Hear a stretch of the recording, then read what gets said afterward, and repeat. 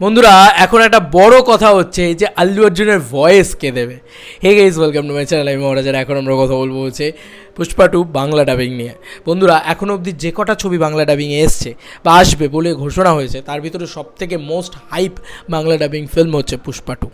Yes, আমরা সবাই জানি পুষ্পা 2 ভাই, পুষ্পা ভাও আর রায়। আল্লু অর্জুনের ভয়েসটা এর আগে কিন্তু একজন হিন্দির আর্টিস্ট দিয়েছিলেন, তার এক্সাক্ট নামটা আমরা মনে পড়ছে না, কিন্তু শারদ কেলকার কিন্তু দেননি।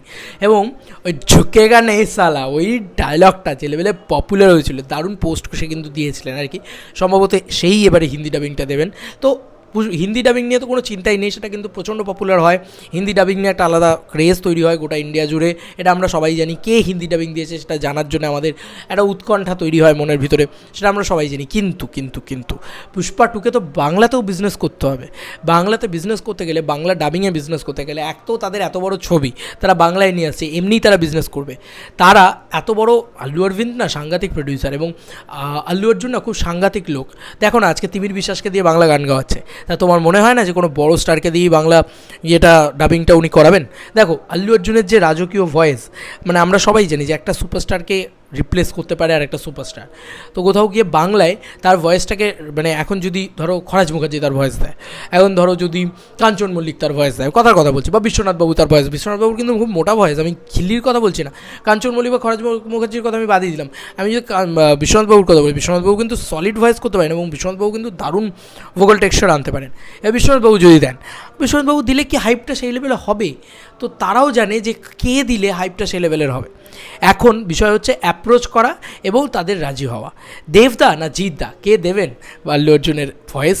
বন্ধুরা বাংলায় এটা একটা খুব দুদিক হতে পারে, দুটো দিক হতে পারে। হ্যাঁ, একটা পজিটিভ একটা নেগেটিভ, অলওয়েজ সব দিকেরই পজিটিভ নেগেটিভ গ্রে এ সমস্ত সব শেডস হয়। তো আমি বলি যে পজিটিভ দিকটা কী, সেটা হচ্ছে আমাদের বাংলায় দুজন সুপারস্টার আছেন, দেবদা এবং জিৎদা। কাকে বেশি মানাবে এই ভয়েসটা দিতে, সেটাতে আসছি। তার আগে বলি যে তারা যদি দেন, তাদের ভিতরে কেউ একজন যদি দেন, দেখো অঙ্কুশদার ভয়েসের সাথে আমার মনে হয় না আল্লু অর্জুনের ভয়েসটা খুব একটা ভালো যাবে। তো আমার মনে হয় যে দেবদা জিদ্দাই রয়েছেন, আর এর পরবর্তী নিচে নামতে গেলে বড়ই নিচে নেমে যেতে হবে আর কি। আমার মনে হয় সেটা উচিত হবে না। যদি না এই লিস্টের সুপারস্টাররা না করতে চান, তাহলে তারপরে ভাবনা চিন্তা করা যেতে পারে। এখন অনির্বাণকে দিয়ে তো আর ওই জিনিসটা হবে না, আবিরকে দিয়ে তো ওই জিনিসটা হবে না। তো কোথাও গিয়ে আমার মনে হয় যে তাদেরকে নেওয়াও হবে না। যাই হোক, এবার বিষয় হচ্ছে অনির্বাণের ভোকাল টেক্সচার কিন্তু খুব ভালো, আমি কোনোভাবেই ছোটো করছি না তাকে, কিন্তু বিষয়টা হচ্ছে যে একটা সুপারস্টারডাম দরকার, একটা মানে জান প্রাণ বিশ্বাসী একটা কমার্শিয়াল হিরো দরকার, বুঝলে তো? তবে নাকি ওই এলিমেন্টটা হবে। এবং আবারও বলছি, বাংলা বিজনেসটা যে ধরো দেব ভোকালস দিয়েছে, এই কথাটা যদি পুষ্পা 2তে আল্লু অর্জুনের ভোকালটা দেব দিয়েছে, এটা একটা আলাদা প্রমোশন হবে কিন্তু বাংলা মার্কেটে। এবার লোকে পাগলের মতন দেখতে যাবে এটা কোথাও গিয়ে। বা জিৎ ভোকাল দিয়েছে, আর আলাদা লেভেলের প্রমোশন হবে আর কি। এটাই বলছে আর কি। প্র্যাকটিক্যালিও আমরা ভেবে দেখবো যে কে দেওয়া সম্ভব সেগুলোই আসছি। তার আগে বলি যে এটার পজিটিভ দিক, এটাতে কিন্তু একটা হাইপ ক্রিয়েট হবে, বাংলা মার্কেট জুড়ে একটা হাইপ ক্রিয়েট হবে, এই স্টারেদেরও একটা হাইপ ক্রিয়েট হবে, এবং এই স্টারেদের পরবর্তী ছবিতে সেই হাইপটা রিফ্লেক্ট করতে পারে বন্ধুরা, এমনটাও হতে পারে। এটা কিন্তু পরিষ্কার কথা বললাম, সাদা বাংলা কথা বললাম, ইয়ার্কি না, একদম সত্যি কথা। আর নেগেটিভ দিক যেটা, সেটা আছে একটা ইয়ার্কির মোমেন্ট। কারণ কিছু মানুষ আছে যারা নেগেটিভিটিতে বাঁচে, তারা আবার বলবে বাংলা হিরোদের আর কাজ নেই, আর কিছু বাংলা সিনেমা আর কিছু করতে পারবে না, বাংলা করে খেতে পায় না, এবার অন্যের ভয়েস দিয়ে খেতে হবে। এই বক্তব্য কিন্তু এক দলের পক্ষ থেকে উঠে আসবে। এবার চয়েস দেবদা এবং জিদ্দার, এবং তাদের কাছে অফার এলে তাদের চয়েস যে তারা আদৌ করবেন কি না।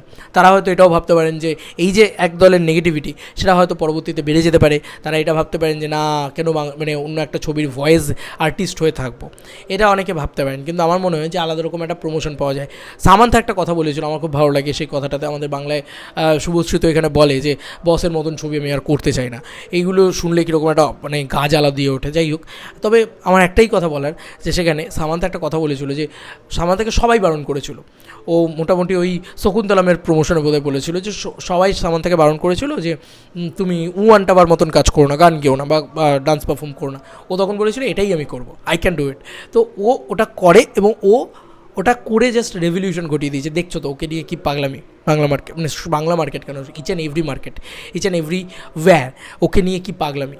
তো কোথাও গিয়ে তোমাকেও ওই অত নাকড়াবাজি করলে চলবে না। আমাদের এখানকার স্টারেদেরও যদি সেই জিনিসটা করে, কোথাও গিয়ে একটা পজিটিভিটি তো পাবেই পাবে, কোথাও গিয়ে রেভলিউশন ক্রিয়েট করতেই পারে। এখন দেখার বিষয় যে দেবদা জিদ্দা কেউ রাজি হন কি না, করবেন কি না, সেটা হচ্ছে বিষয়। দেখো আমি বলবো যে একদম করা উচিত, চোখ বন্ধ করে করা উচিত, কোনো অসুবিধা নেই এতে, এতে কোনো রকম কোনো স্টারডাম হার্ম হবে না, এবং আমার মনে হয় উল্টে আরও বাড়বেই, পরের ছবিগুলো নিয়ে হাইপ বাড়বে। কারণ কি গলা দিয়েছে দেব, ও মানে আজকে দেখো না, দেবদা যদি গলাটা দেয়, এবার আসি কে গলা দিলে ভালো লাগবে, সেটা নিয়ে অনেকেই অনেক রকম মন্তব্য আছে। আমি কোনো ভার্সেস লাগাতে চাই না ভাই, আগে থেকেই বলে দিলাম দেব ভার্সেস জিৎ, কারণ এই দুজনই তো আছে, আর তো কেউ নেই যে এই আইকনিক আল্লু অর্জুনের গলাটা দিতে পারে। পুষ্পার গলা, পুষ্পা ভাউয়ের গলা কারোর সাথে ম্যাচ করতে পারে। এক তো আমার গলা যদি বলো, গলার ওয়াইজ যদি বলো, তাহলে জিদ্দা, কারণ জিদ্দার ভোকাল টেক্সচার না ভয়ঙ্কর মোটা এবং ভয়ঙ্কর সাংঘাতিক। জিদ্দা যদি এমনি, জিদ্দা যখন আমি ঢুকছি, জিদ্দা এরকম এতটা মোটা গলার, হ্যালো মহারাজ কেমন আছো, এমন মোটা গলা আমি জীবনে করতে পারবো না ওই গলাটা। জিদ্দার ওই গলাটা না শুনলে তুমি জাস্ট মানে বুক কেঁপে উঠবে। তো ওই গলাটা জিদ্দার একটা আলাদা দম, এটা তুমি দেখবে রাবণের যখন রাবণ ক্ষমা করে দিতে, ওটা জিদ্দার ভোকালে যখন চলছে তখন ওটা আলাদা লেভেলে। তো জিদ্দার খুব ভয়ঙ্কর ভোকাল, এটা মানতেই হবে। তো জিদ্দা দিলে ভালো হয়, এবং জিদ্দা কিন্তু টেকনিক্যালি দিতেও পারেন। কেন বলছি, জিদ্দা বেশি অ্যাপ্লিকেবল, কারণ এখন ভোটের সময়, এখন একটু বিজি রয়েছেন দেবদা, আর ভোকাল টেক্সচার যা ডাবিং টাবিং ইত্যাদি হওয়া সেটা এই টাইমেই হবে, কারণ 15ই আগস্ট রিলিজ, আর কবে হবে, অবশ্য বাংলাটা একদম শেষের দিকেও হতে পারে, যাই না আমি। আর দেবদাকে সময় করে উঠতে পারবেন? দেবদার এতগুলো ছবি, মানে তার এটার শুটিং, ওটার শুটিং, এটার ভোট, এটার লোক, ওটার এই মানে প্রচুর কাজ দেবদার হাতে। আপাতত জিদ্দার হাতে আফটার বুমেরাং আমরা তো কিছু জানতে পারছি না, থাকবে একটা ধামাকা ছবি আছে এরকম টাইমে শুনতে পেয়েছি, সেটা রয়েছে। তার ফাঁকে কিন্তু জিদ্দা একটা ডাবিং দিয়ে দিতে পারেন, তো জিদ্দার দেওয়ার পসিবিলিটিস বেশি, এবং জিদ্দার গলাটাও বেশি গাম্ভীর্যপূর্ণ। কিন্তু আমাকে যদি বলো, আল্লু অর্জুনের টেক্সচারের সাথে কিন্তু দেবদার গলাটাও যায়, এবং দেবদার গলাটাকেও আমি কোনোভাবে ছোটো করতে পারবো না, কারণ দেবদার গলাটা শুনেছো, ফ্যামিলি নিয়ে ব্যস্ত আছে বলে কী ভেবেছিস, অ্যাকশনটা ভুলে গেছি, হুটা আমারই কাজ। তোকে বাঙালিয়ানা মানে যদি ইনকর্পোরেট করতে হয়, যদি একদম ইয়ে দিতে হয়, মানে একদম একটা ভালো মানে ঠিকঠাক ভোকাল টেক্সচার দিতে হয়, একটু হালকা মোটা হলে চলবে, সেরকম যদি করতে হয় তাহলে কিন্তু দেবদাও ভালো।